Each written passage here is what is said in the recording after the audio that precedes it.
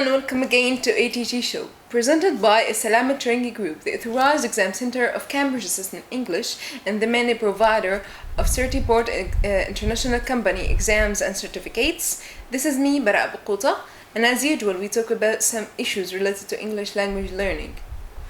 In what fields do we need English language in our life? So today in our episode we have Mr. Sامح Abdalhadi to talk about the importance of a translation. Welcome, Mr. Sامح. Thank you. Mr. Sامح, can you tell me the definition of a translation, or what we mean by translation briefly? Okay. First of all, thank you for having me here. Secondly, I have two definitions for translation. The first one, we can define translation as the process of turning an original or a source text into a text of another language. Yeah. This is number one. Two, it's the communicating of the meaning of a source language text by means of equivalent target language text. Yeah. So in dealing with translation, we are dealing with two languages. Yeah. The source language and the target language. The source language, which is the language being translated from, while target language is the language being translated into. That's it. Okay. So, Mr. Sameh, what is the importance of translation to learners and to people? Yeah, to people in English. Actually, whether you like it or not, whether you're good at it or bad at it, you find yourself as a person that you need translation, whether you live in your homeland or whether you live in other countries. This is number one, because some experts say that translation is a natural and real life activity that we need in order to communicate with other different culture. So this is number one. Two, without translation, it would be impossible for us to learn about the other culture. For example, the Arab translator in the Middle Ages, they were able to keep the ancient Greek philosophy, alive, like Aristotle, Plato, and Socrates. So without translation, it would be impossible for us to know about the great philosophy. Two, the holy books like the Torah, the Bible, and the Quran has been translated into different languages. And in classes, some people think that translation is only for specialists. It's a major or specialization. Me as a trainer or as a trainee, there is no need to study or to learn translation. No. Because translation, it teaches you writing, reading, and also clarity, accuracy, and flexibility. And how is that?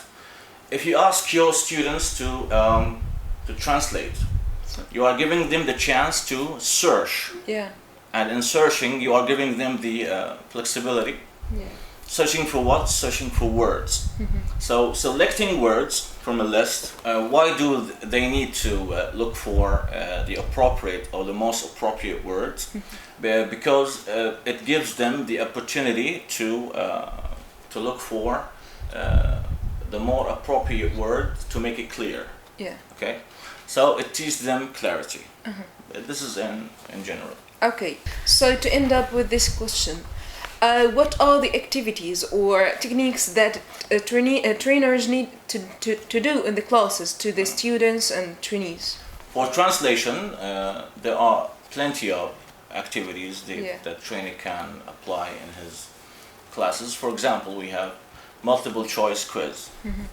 In this activity, the trainer creates like a quiz with multiple choices. He has a phrase or sentence with multiple choices, and the trainee has to select or pick up, choose the best appropriate answer for the translation. The best appropriate translation. Absolutely, He has a sentence and he has to choose from three different choices. So multiple choice quiz. 2, we have news headlines. Yeah. Trainers can ask their trainees to go and watch the TV news and bring up news headlines in order to translate them into their native language. Yeah.